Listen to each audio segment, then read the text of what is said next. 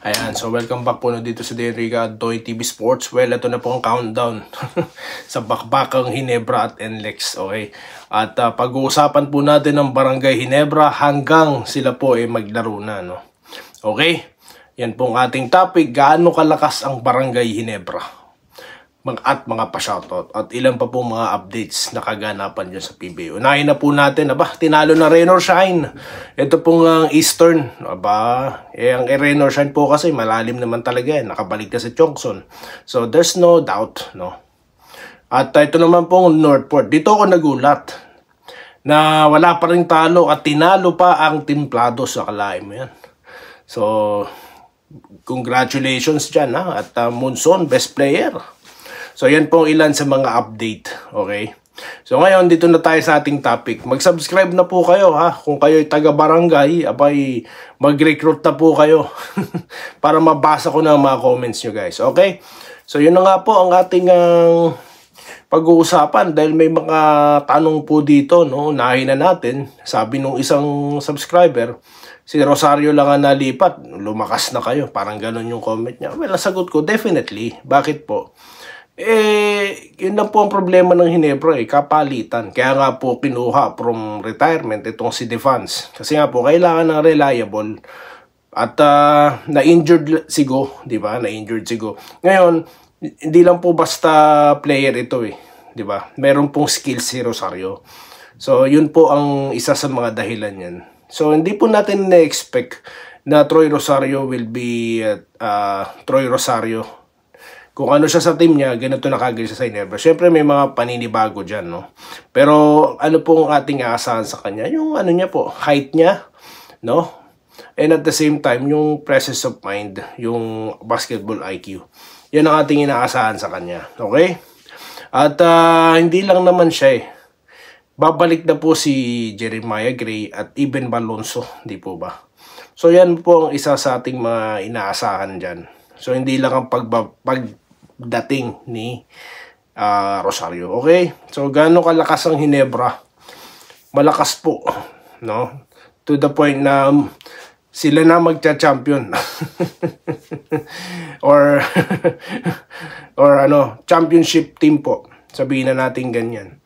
Kasi nga po, kung pagbabatayan mo sasabihin ni Coach Yeng Giao, doble-doble po ang players ng Ginebra. Ang kanilang second five na pinag-usapan natin sa nakaraang content, pwede mo rin gawing first five yun. So, mamimili dyan si Coach Tim Cone, no?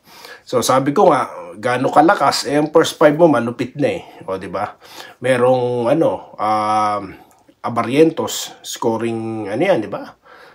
Tapos, ito pong si Thompson, si Holt, di ba? Si Brownlee at si Troy Rosario, di ba? So 5 na kagad yan. Ilan na national squad yan? Si Thompson, tsaka si Abarrientos, di ba? Naglaro sa SGA yan. Tapos posible pang mapasali yan sa natin, sa team natin, di ba? Sa Gilas. Tapos second unit, yung pinag-usapan nga natin, si Ralph Koo, Ahan Misi, Aguilar, no, sa sentro, si Malonzo, at ito pong si Jeremiah Gray.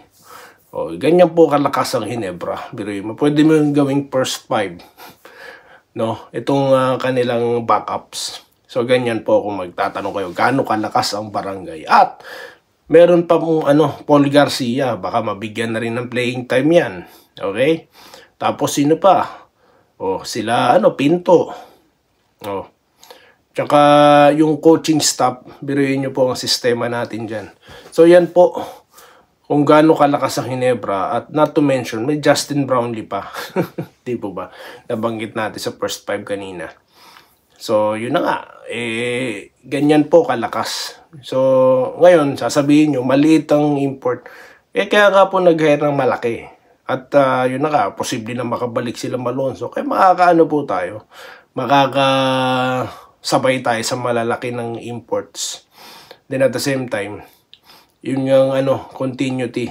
Biruin nyo off the bench magpapahinga yung mga players, merong breather, no? Or merong makakapalitang reliable. So, ganyan po kalakas ang Ginebra. Okay? So, masusustain na all throughout the ball game. Sa susunod po nating content, pag-usapan po natin si Ahan Misi at ito po si Paul Garcia. Okay? So, shoutout na po tayo. Ayan, mabilis sa shoutout. Dito po kay Sir Pedro Aniban. Barangay Ginebra po siya, no? Since Jabo, 1986. Ayan. Shoutout po sa Bulacan family, no? Aniban family po. Okay? Kay Sir Ray Nengasca Sr. Good day, Boss Doy. Shoutout. Barangay Ginebra lang talaga ang malakas ngayon. Na halos kumpleto na sila. Tiwala na ako na sila makukuha ang kampinan this conference. Ito po si Lito Matienzo. Makakalaro na ba si Malonzo? Looks likely. Kasi nga po, sabi ni Rico Marhopper, kasama niya yan sa pagte-therapy. Diba? Nag-gym na nga di ba? Nakakapag-gym na. So, ano pong ibig sabihin yan? Konting mga ano na lang po yan, conditioning. Makakabalik na po yan. Di ba nga po sabi, by November. Ito, December na So, possible na po yan na makalaro na po siya this Commissioner's Cup. Okay? Yan ang magaling na vlogger. Salamat po, sir, no? Puro totoo ang news at walang fake. Salamat po, Sir Chevron TV. Kay Rene Ngasca ulit. Tama ka dyan, boss. Dahil kaya kasi magbayad ng SMC team ng malakas sa players. Kaya malakas talaga sila. Opo, kaya kasi talaga magbayad. Yung ibang team kasi ayaw magbayad. Kaya tinatrade na lang nila yung mga players nila. Siguro pag humingi ng malaking sahod or expected na nila, itatrade na lang nila. Diba na pagkakamalian tuloy na farm team sila. Parang ganun, no? Ganun ko iniisip dahil ayoko na po patulan yung mga farm team scenarios no? Dahil sa ngayon, mukhang wala nang ganyan. Diba? Kaya yung mga trades na nakikita natin dyan, reliable na yan para sa akin. Mary Grace Bundak, wala talaga magawa ang haters, boss, kung kukuha ng magaling na players ang Ginebra. Iiyak na lang sila sa sobrang inggit. Yun na nga po, sa sobrang galit. Kung ano-anong pinagsasabi, di ba? Pupunta nga iba dito. Pero okay lang naman po yan. Edwin Duatin, idol, maglalaro na ba si Great Palonzo? Most likely, sir. Maglalaro na po yan mga yan. Most likely. Kaya nga po may topic po tayong pag-uusapan, no? Sa susunod na content, abangan nyo po yan. Wilfred Bautista, shoutout po kay Sir Wilfred Bautista, no? Gerald Castillo, depends nila ayusin na. Yes, depends.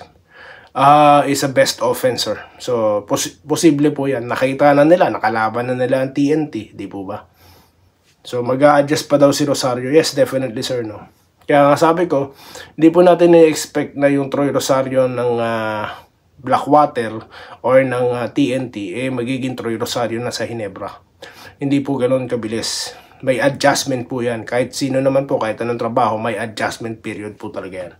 Bambino De Leon, di ako nagkamali na si Troy ay mapapasama na sa Ginebra squad. May laban tayo sa kanila. Well, salamat po, Sir Bambino De Leon. At ganoon din po kay Malyari Mascareñas na nagpapa-shoutout po, no? At yun na nga po, salamat po, sir. At ganoon din kay Ernesto Castillo, no? Talagang magaling si CTC, tactic, lalo lumalakas ang team natin, NSD. Yes, tama po kayo dyan, sir, no? Yan po. May magaling kang coach, may magaling kang players, wala na, finish na. So, yun lamang po guys ang ating nagpag-usapan. At mamaya po, ang mga isa pa po nating content, no, about Barangay Ginebra na naman. Dito lamang po sa Denrica Doy TV Sports. Muli, maraming salamat po sa inyong panonood. Salamat po sa panonood. Subscribe na para sa mga susunod na basketball at boxing videos.